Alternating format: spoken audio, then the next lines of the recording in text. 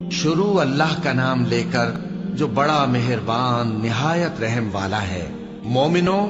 اگر تم میری راہ میں لڑنے اور میری خوشنودی طلب کرنے کے لیے مکے سے نکلے ہو تو میرے اور اپنے دشمنوں کو دوست نہ بناؤ۔ تم تو ان کو دوستی کے پیغام بھیجتے ہو اور وہ دین حق سے جو تمہارے پاس آیا ہے منکر ہیں، اور اس وجہ سے کہ تم اپنے پروردگار یعنی اللہ تعالیٰ پر ایمان لائے ہو، پیغمبر صلی اللہ علیہ وآلہ وسلم کو اور تم کو جلا وطن کرتے ہیں۔ تم ان کی طرف پوشیدہ پوشیدہ دوستی کے پیغام بھیجتے ہو، اور جو کچھ تم مخفی طور پر اور جو علل اعلان کرتے ہو وہ مجھے معلوم ہے، اور جو کوئی تم میں سے ایسا کرے گا وہ سیدھے رستے سے بھٹک گیا۔ اگر یہ کافر تم پر قدرت پالیں تو تمہارے دشمن ہو جائیں، اور ایذا کے لیے تم پر ہاتھ بھی چلائیں اور زبانیں بھی، اور یہ چاہتے ہیں کہ تم کسی طرح کافر ہو جاؤ۔ قیامت کے دن نہ تمہارے رشتے ناتے کام آئیں گے اور نہ اولاد۔ اس روز وہی تم میں فیصلہ کرے گا، اور جو کچھ تم کرتے ہو اللہ اس کو دیکھتا ہے۔ مسلمانوں، تمہیں ابراہیم اور ان کے رفقا کی نیک سیرت کو اپنانا ضروری ہے۔ جب انہوں نے اپنی قوم کے لوگوں سے کہا کہ ہم تم سے اور ان بتوں سے جن کو تم اللہ کے سوا پوجتے ہو بے تعلق ہیں، ہم تمہارے معبودوں کے کبھی قائل نہیں ہو سکتے، اور جب تک تم ایک اللہ پر ایمان نہ لاؤ ہم میں تم میں ہمیشہ کھلم کھلا عداوت اور دشمنی رہے گی۔ ہاں، ابراہیم نے اپنے باپ سے یہ ضرور کہا تھا کہ میں آپ کے لیے مغفرت مانگوں گا، اور میں اللہ کے سامنے آپ کے بارے میں کسی چیز کا کچھ اختیار نہیں رکھتا۔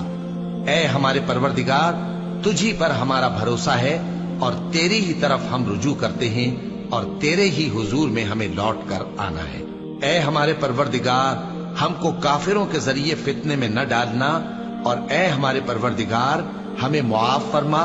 بے شک تو غالب ہے، حکمت والا ہے۔ تم مسلمانوں کو یعنی جو کوئی اللہ کے سامنے جانے اور روز آخرت کے آنے کی امید رکھتا ہو اسے ان لوگوں کی نیک سیرت اپنانی چاہیے، اور جو روگردانی کرے تو اللہ بھی بے نیاز ہے، لائق حمد و ثنا ہے۔ عجب نہیں کہ اللہ تم میں اور ان لوگوں میں جن سے تم دشمنی رکھتے ہو دوستی پیدا کر دے،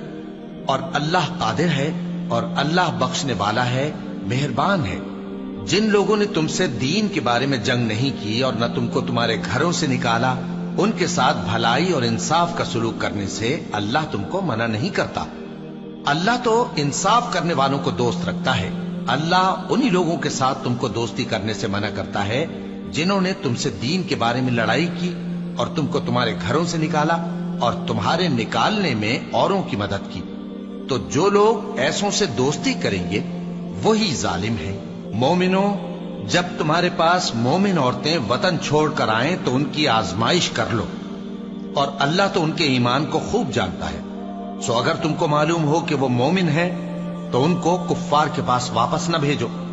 کہ نہ یہ ان کو حلال ہیں اور نہ وہ ان کو حلال ہیں،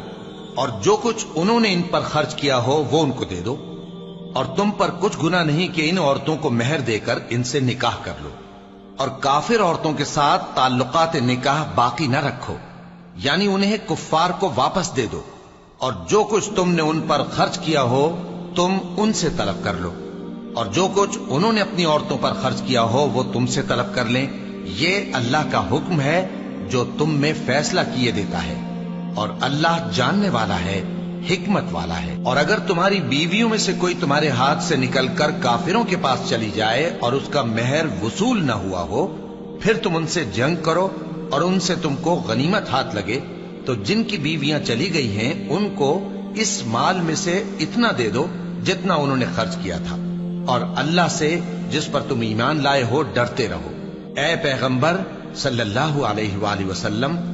جب تمہارے پاس مومن عورتیں اس بات پر بیعت کرنے کو آئیں کہ نہ تو اللہ کے ساتھ شرک کریں گی، نہ چوری کریں گی، نہ بدکاری کریں گی، نہ اپنی اولاد کو قتل کریں گی، نہ اپنے ہاتھ پاؤں کے درمیان کوئی بہتان باندھ لائیں گی، اور نہ نیک کاموں میں تمہاری نافرمانی کریں گی، تو ان سے بیعت لے لو